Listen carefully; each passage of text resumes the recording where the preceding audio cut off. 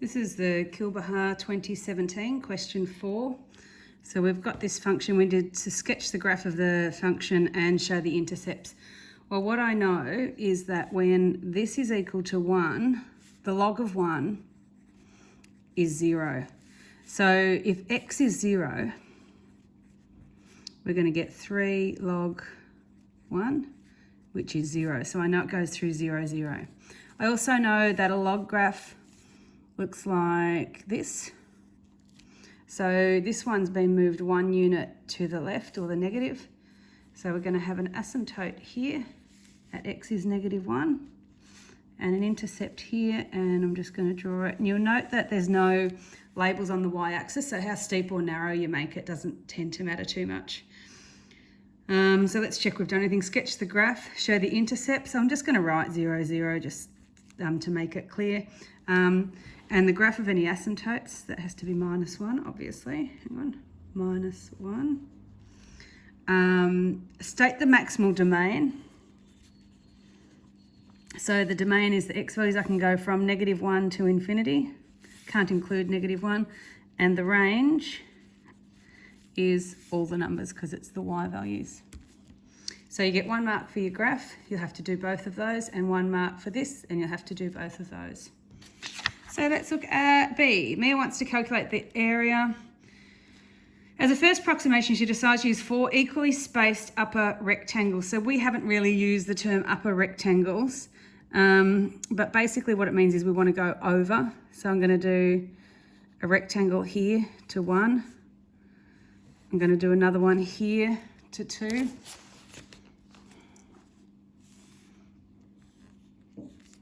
To 3. And to 4.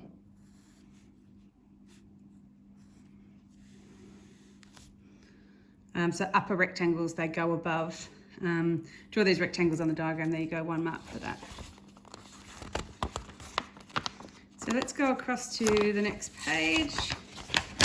And part 2. The area using these 4 upper rectangles can be expressed as a log. So what are we going to do? Each of one of them is width 1. So it's a base of 1. And the first one is at x equals 1.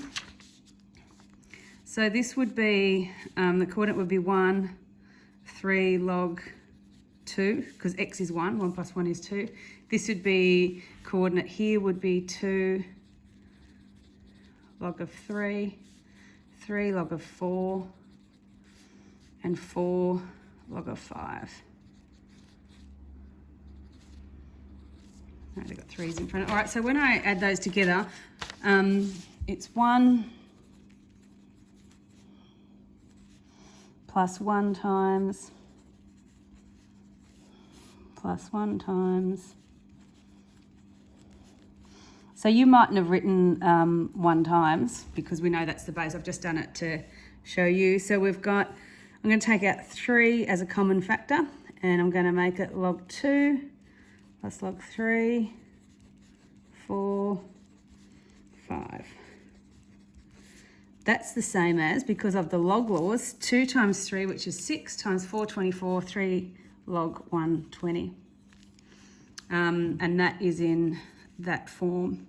So B is 3, C is 120. All right, so to find the inverse function, we swap x and y. So our new function becomes x equals 3 log of y plus 1. So we divide by 3. Rearrange.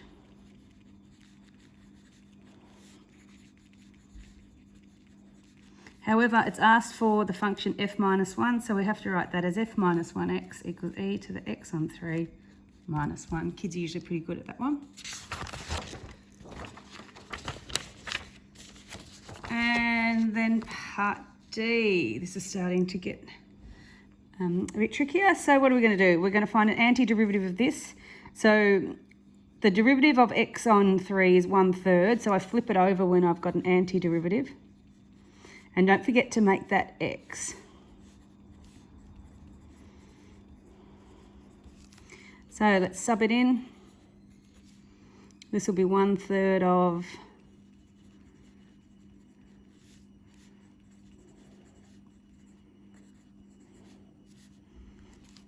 Then we'll have minus 3e to the 0 minus 0. Right, so with this one, I'm going to write this as, oops. And instead of writing 125, I'm going to write as log of 5 cubed. This will be 3 times 1 and then 0.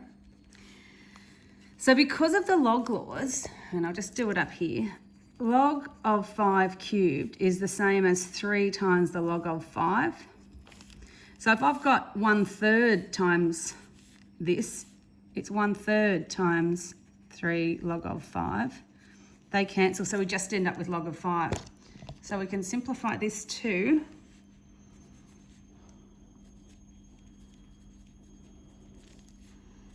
And I'll write this as, I'll keep it the same.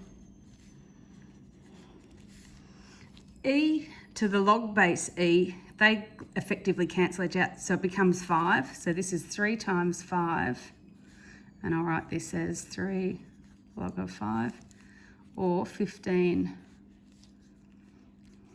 minus 3, so I'll make this 12 minus 3 log of 5.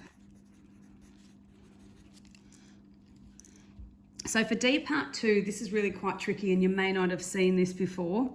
Hence find the area bounded by this, the x-axis and the coordinate. So if I've got my graph, looks like that, between 0 and 4. So I want to find this area. The trouble is I just can't do it as an antiderivative because I don't know what the antiderivative of a log is. That's why it's a hence one, because there's another way of doing it. So what I do know, the clue is in this bit up here.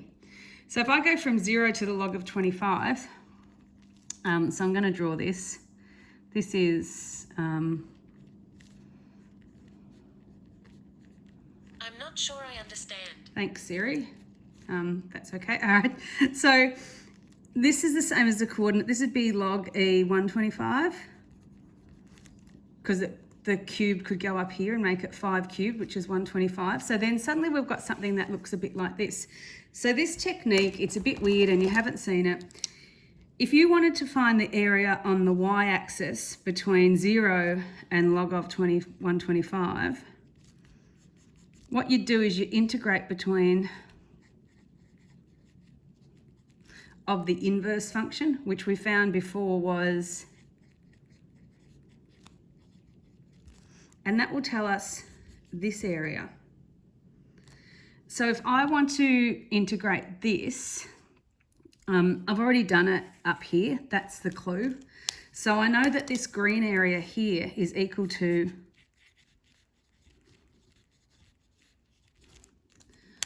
I know that the whole area of the rectangle, this all blue bit, is base times height. So it'd be 4 times 3.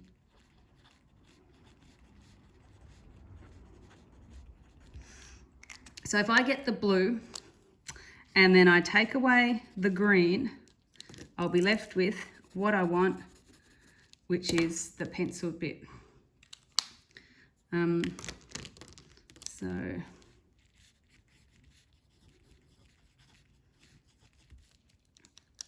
if I do that,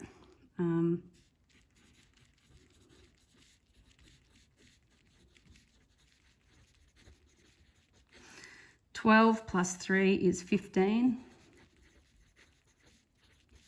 minus 12. So when you're seeing the answers that they've done area 1, take area 2, they're the blue areas and the green areas. So what you probably don't know at this point is that just integrating between the two x coordinates for the graph is the same as integrating between the two y values for the inverse of the graph.